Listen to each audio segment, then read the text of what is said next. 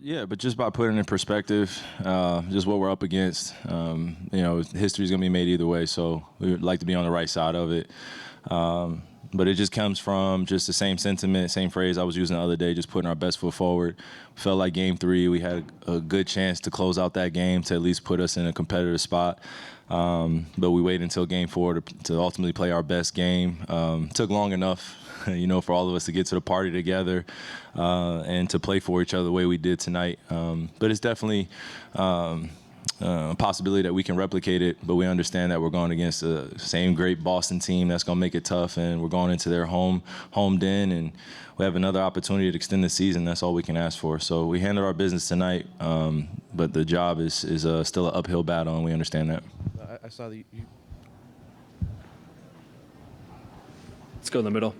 Blake Elliott, 105.3 The Fan. Kai, I asked you on Wednesday about your mindset, right here in the middle. I asked you on Wednesday about your mindset and staying positive and extending the series, and you shared a metaphor to get the bazooka, the 50 cal. Do you think that job was executed tonight, and then how does that help kind of the way y'all won tonight in a hostile Boston crowd for Game 5? Yeah, no, it was how we started off the game, and our ability to go home, get some rest, not having the same 48 hours to get our bodies ready and recover. So it felt like it was pretty much the regular season in terms of that aspect. And, what I was referring to in that metaphor is just go home and get all the armor, and get all the ammo that you need, and get ready for this, because we're going to have to keep firing away to give ourselves a chance on the offensive end. But I think for us, we wanted to make it very much more respectable than it has been in the past few games in terms of limiting our mistakes on the defensive end. We've been one of the best teams in the league of getting stops, and that's been our identity. And we play better, I think, offensively, and it's just my opinion. I think it can vary across the team, but I think we play better offensively when we're getting stops and able to push the pace and get easy opportunities in transition, which we weren't doing the past few games as often. So it felt good to be on the positive end of seeing our hard work reward us, and especially on the defensive end. Third row here, Dave. Kyrie, Dave McBennett with ESPN. You're so familiar with it, what it's like to be in the eye of the storm, playing at the ultimate stage in the NBA. That said, how would you describe Luka's response tonight? I think he made a few people eat their words in a healthy way. I'll say that in a healthy way. I don't want to curse up here or anything like that, or get anyone into any,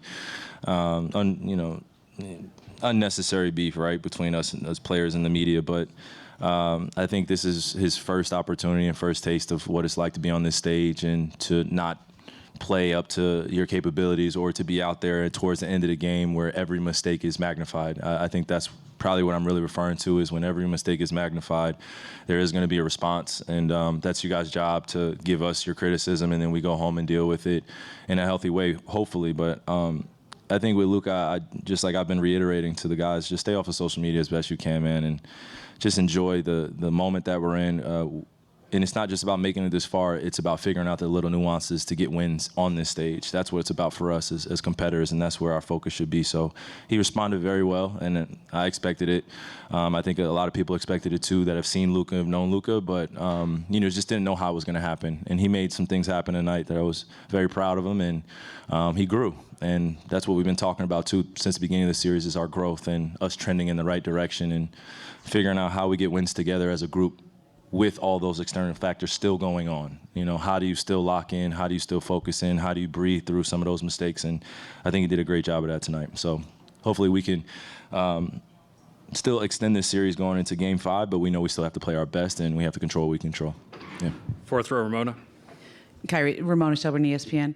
You talked the other day about how Boston really knows your game because you were there, you know those guys, and that was the challenge you had to meet yourself, of them just really knowing how you play. Yeah, how many games was it that they had in a row? Was it 17? Yeah. Yeah. And how have you been able to take that? Like, when somebody knows what you do, how have you been able to evolve throughout this game and maybe the last half of the last game too? It's taken time, I tell you that. And it's difficult because as a competitor, you try not to display all your emotions out there to give an edge, but when you're going against some of the best, they're going to use everything to their advantage, and I think they've been able to do that, and that's why I refer to just having my number or knowing my game very well. And I think I was able to take a step back too and talk to my teammates a little bit more about just what that pressure can feel like, not just from losing to a team, but just going against a team and knowing that they're doing everything possible to stop you, but it's a team game. So I have to really rely on my teammates, and I think we all did a great job of that tonight, of just continuing to support each other. And it's not just me versus Celtics or Luka versus Celtics or anyone versus the media. It's us, against the world, sort of say, and going against this good Celtics team. You saw all those Celtics fans in there tonight. So they travel in packs. When we go back to Boston, there's going to be a bunch of them yelling a whole bunch of crazy stuff still. But I think we've been able to grow and face kind of this adversity head on, and we're figuring out each other in a crazy way during the highest stage of basketball. So it's a beautiful thing, but it's also can be chaotic if you don't know how to stay poised through it. So I think we're figuring out each other throughout those phases. Appreciate the question, Ramon. 6th row, Vinny. Kyrie, Vince Goodwill, Yahoo Sports. Before the game tonight, Jason had an impassioned sort of defense of the criticism to Luka. Rightfully so. Yeah. What does it mean when the coach goes out of his way to have his players back unprompted like that, like feeling that support? I think it shows you how important it is to have quality leaders in the locker room and somebody that's been through it, somebody that can talk through it, and also somebody that's more than willing to sacrifice themselves to take the bullets and the brunt of the responsibility, because he knows how important it is for us to focus on the right things. We can't be focused on trying to answer all these unfair critical questions. I mean, some of them may be fair, right? But I think if you're not necessarily out there playing with us, it's going to be hard for us to connect, if you're talking shit about one of our teammates. And we're not going to go for it. And I think that's what you're seeing, not just from us, but our head coach. He's dealt with his fair share of criticism from some of you guys in this room and some guys in the past, and some of you criticize him as a coach, rightfully so, like I said. But I think if it goes over a certain boundary, you're going to see real humans step up and protect their brother or their sister. So I think that's what you saw from J. Kidd. I'm proud of him, and I have the same sentiment, man. That's our little brother right there, and he's in the finals. He's going to make mistakes, and that's why I also had that kind of peaceful sentiment about me after the game. I'm not about to go up to Luka and just say it's all your fault. That's not how it works in our locker room, and we dang sure don't want to start those bad habits now. I've been on teams where we've allowed the media or opinions to infiltrate what we have going on, and it has not worked out well. So I think if we put our best foot forward and focus on the things we control, then we got a good thing going here. 1st row on the right, Mike. Mike Curtis, Dallas Morning News. Kyrie, Derek Lively had 2 3-point attempts this season in his career. When he hoisted that shot up, what were you thinking? And what can a shot like that on this stage do for his confidence going forward? I mean, if you're familiar with D-Live's game, then you know in high school he was shooting those threes. He was on a pretty good team, too, that ended up winning a few championships together.